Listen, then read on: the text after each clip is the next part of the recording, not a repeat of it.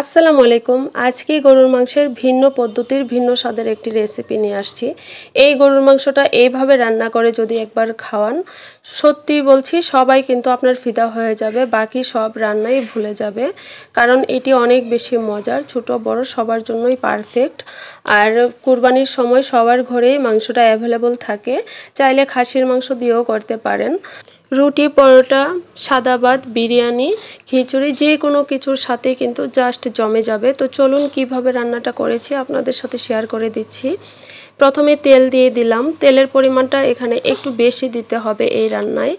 আর এই ধরেন 1 কেজির জন্য আমি 1.5 কাপ পরিমাণ তেল দিয়েছি। যখন তেলটা গরম হয়ে গিয়েছে ভালোভাবে, সেই পর্যায়ে মাংসটা ছেড়ে দিলাম গরম তেলে। আর এই মাংসটাকে নেড়ে চেড়ে ততক্ষণ পর্যন্ত রান্না করব যতক্ষণ না পর্যন্ত মাংসটা একদম মানে সাদা সাদা একটা ভাব চলে আসে, কালারটা চেঞ্জ হয়ে, দেখতে পাচ্ছেন কালারটা চেঞ্জ হয়ে গিয়েছে। তারপরেও কিন্তু কিছুক্ষণ নেড়ে চেড়ে নিয়েছি। এবারে আমি 5টি টমেটো এইভাবে মাঝখান থেকে একটা করে ভাগ করে নিয়েছি। এই টমেটোগুলো সব দিক থেকে দিয়ে দিব। আর এই রান্নাটা কিন্তু ভীষণ মজার। এভাবে যদি রান্না করেন তাহলে আমার মনে হয় যে বাকি যে রান্নাগুলো আছে, মাংসের যত ধরনের রেসিপি আছে সব কিছুই ভুলে যাবে। ছোট বড় সবার পছন্দ হবে, যেমনটা আমার বাচ্চারাও অনেক মাশাআল্লাহ পছন্দ করেছে। যতটুকুই খেয়েছে তারা তৃপ্তি সহকারে খেয়েছে। তো টমেটো দেওয়ার পরে এবার লবণ দিয়ে দিচ্ছি। লবণটা টেস্ট অনুযায়ী দিবেন। আমি তো 1 কেজি দিয়ে করছি, আপনারা যতটুকু পরিমাণ গরুর মাংস দিতে চান ততটুকু পর্যন্ত মানে আইডিয়া করে অ্যাডজাস্ট করে নেবেন লবণটা। তো আমি এখানে 1.5 টেবিল চামচের মতো লবণ দিয়েছি। আর এটা কিন্তু খাসির মাংস দিয়েও করা যাবে, আরও অনেক বেশি মজার হয়। কিন্তু মানে গরুর মাংস খাসির মাংস দুটোতেই মজা হয়। তো যাই হোক, এবারে একটু নেড়ে চেড়ে দিয়ে একটা ঢাকনা দিয়ে দিলাম। এই ঢাকনাটি দিয়ে এ পর্যায়ে আমি 10 মিনিটের মতো মিডিয়াম আঁচে রান্না করে নিয়েছি, ঢাকনা উঠাই নাই। তো 10 মিনিট যখন হয়ে গিয়েছে ঢাকনাটা সরিয়ে এবারে আবারও নেড়ে চেড়ে দিব। আর দেখতে পাচ্ছেন টমেটোর উপরে যে খোসাটা আছে সেটা এভাবে উঠে আসছে। তো সবগুলো খোসা আমি এভাবে ছাড়িয়ে নিব, খুব ইজিতে কিন্তু এটা উঠে আসে। তো যখন সবগুলো খোসা ওঠানো হয়ে যাবে তখন আবারও খুব ভালোভাবে নেড়ে চেড়ে দিব। আর এই রান্নাটার বিশেষত্বই হচ্ছে আপনাকে একটু পর পর ঢাকনা দিয়ে মিনিট খানেকের মতো ঢাকনা দিয়ে রেখে আবারও ঢাকনাটা উঠিয়ে উঠিয়ে নেড়ে চেড়ে দিতে হবে। আর একটু পর পর কিন্তু নাড়াচাড়ার কাজটা করতে হবে, যেহেতু এখানে কোনো পানি দেয়া নেই। আর তাছাড়া টমেটো থেকে তো পানি উঠবে। তো এটা রান্নার বিশেষত্বই হচ্ছে একটু পরপর ঢাকনা সরিয়ে সরিয়ে নেড়ে চেড়ে দিতে হবে, আর আবারও ঢাকনাটা দিয়ে দিতে হবে। এরকমভাবে রান্নাটা করতে হবে। তো দেখতে পাচ্ছেন আমি কিন্তু ঢাকনাটা সরিয়ে আবারও নেড়ে চেড়ে দিচ্ছি। আর রান্নাটা করতে করতে কিন্তু টমেটোগুলো একদম গলে যাবে। কি বাবা, নাড়াচাড়া করতে করতে কিন্তু টমেটোটা গলে আসছে আর মাংসটাও কালার আরও চেঞ্জ হয়ে আসছে, মানে একটু বাদামি বাদামি কালার হয়ে আসছে। তো খুব ভালোভাবে নেড়ে চেড়ে দিতে হবে। একটু পরপর ঢাকনাটা সরিয়ে আমি নেড়ে চেড়ে দিচ্ছি। আর এই মাংসটা কিন্তু এই অবস্থাতেই 50 থেকে 60% পর্যন্ত সেদ্ধ হয়ে যাবে। এবারে যখন টমেটোটা গলে গিয়েছে ভালোভাবে, আরও কিছুক্ষণ রান্না করার পরে আদা পেস্ট 1 টেবিল থেকে 1.5 টেবিল চামচ পরিমাণ দিয়েছি, রসুন 1 টেবিল চামচ পরিমাণ দিয়েছি, আর পেঁয়াজ পেস্ট আমি এখানে 1 কাপ দিব। তো সব কিছুকে এবারে ভালোভাবে নেড়ে চেড়ে আরও কিছুক্ষণ রান্না করে নিব। সব মিলিয়ে এ পর্যন্ত 20 মিনিটের মতো আমি রান্না করেছি, 20 থেকে 25 মিনিটের মতো। তার মধ্যে অনেকবার নেড়ে চেড়ে দিয়েছি এবং ঢাকনা দিয়ে দিয়ে দিচ্ছি বারবার। তো আবারও নেড়ে চেড়ে দিচ্ছি। এবারে কিন্তু আমার মাংসটা প্রায় 60%-এর মতো অলমোস্ট সিদ্ধ হয়ে আসছে। তো এই পর্যায়ে ব্ল্যাক পেপার দিয়ে দিচ্ছি।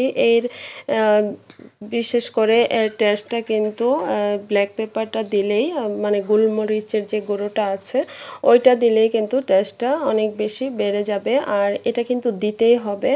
তো এখানে 1.5 টেবিল চামচ গোলমরিচের গুঁড়ো দিয়েছি, দিয়ে আবারও 5 মিনিট রান্না করার পরে কাঁচামরিচ দিয়ে দিলাম। তো কাঁচামরিচের ফালি আমি এখানে 1/2 কাপের মতো হবে দিয়েছি, যেহেতু এখানে কোনো মশলা নেই। গোলমরিচের যে টেস্টটা আছে সেটা আর কাঁচামরিচের যে একটু ঝাল ঝাল ফ্লেভার, এই দুটোতেই কিন্তু এটার টেস্টটা অনেক গুণ বাড়িয়ে দেবে। তো যদি একটু ঝালটা বেশি খেতে চান সেক্ষেত্রে পৌনে 1 কাপ থেকে 1 কাপ পর্যন্ত দিতে পারেন যদি ঝালটা অনেক বেশি খান। আচ্ছা ঠিক আছে বাবা। তারপরে আবারও 5 মিনিট রান্না করে নিয়ে এবারে 1.5 কাপ পানি দিয়ে দিচ্ছি।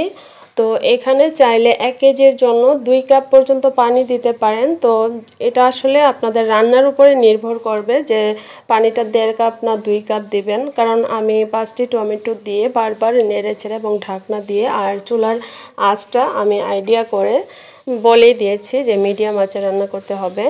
তো প্রপারভাবে যদি মাংসটা সেদ্ধ হয়ে যায় সেক্ষেত্রে 1.5 কাপ পানি দিলেই কিন্তু হবে। তো এবারে ভালোভাবে নেড়েচেড়ে আরও আমি 10 মিনিটের মতো রান্না করে নিয়েছি। এর মাঝখানে কিন্তু বেশ কয়েকবার নেড়েচেড়ে দিয়েছি। তো এবারে কিন্তু আমার মাংসটা একদমই সেদ্ধ হয়ে গিয়েছে এবং দেখতে পাচ্ছেন কিছুটা ঝোল বাকি আছে। তো এই আমি আরও কিছুক্ষণ 2 থেকে 3 মিনিটের মতো রান্না করে নিব, তাহলে কিন্তু একদম প্রপারভাবে রান্নাটা হয়ে যাবে আর তেলটা আরও সুন্দরভাবে বেশি আসবে। তো এই পর্যায়ে আদা কুচি দিতে হবে। তো আমি এই পর্যায়ে আদা কুচিটা দিতে ভুলে গিয়েছিলাম, তো সেই জন্য আমি পরে দিব আদা কুচিটা। তো এবারে যখন রান্নাটা হয়ে গিয়েছে ধনিয়া পাতা দিয়ে দিচ্ছি। তো ধনিয়া পাতাটা একটু বেশি করে দিলে দেখতে সুন্দর হবে, খেতে ভালো লাগবে। তো এবারে আবারও একটু নেড়েচেড়ে দিব। তো এই রান্নাটা কিন্তু এটা হচ্ছে আপনার হোটেল স্টাইলের নামকিন গোস্ত। তো এই রান্নাটা ভীষণ মজার, একবার হলেও ট্রাই করবেন। আর এটা কিন্তু রুটি, পরোটা, ভাত, বিরিয়ানি সব কিছুর সাথেই খেতে পারবেন, ভীষণ মজার হয়। আর এবারে আমি দেখতে পাচ্ছেন লম্বা করে কেটে রাখা আদা কুচি দিয়ে দিলাম। তো আদা কুচি পরে দেওয়ার জন্যই আমার রান্নাটা হয়ে যাওয়ার পরেও আরও 2 মিনিট আমি এভাবে নেড়েচেড়ে রান্নাটা করে নিচ্ছি, যেহেতু আদাটা দিতে ভুলে গিয়েছিলাম। তো আপনারা যখন রান্নাটা প্রায় কমপ্লিট হয়ে যাবে এর আগে আদা কুচি দিয়ে দিবেন, তারপর 2 মিনিট রান্না করে ধনিয়া পাতা দিয়ে সার্ভ করে নেবেন, তাহলেই হয়ে যাবে।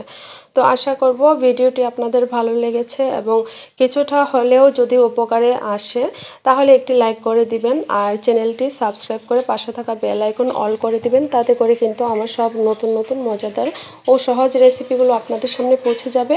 আর যারা সাবস্ক্রাইব করে রেখেছেন তাদেরকে অসংখ্য ধন্যবাদ।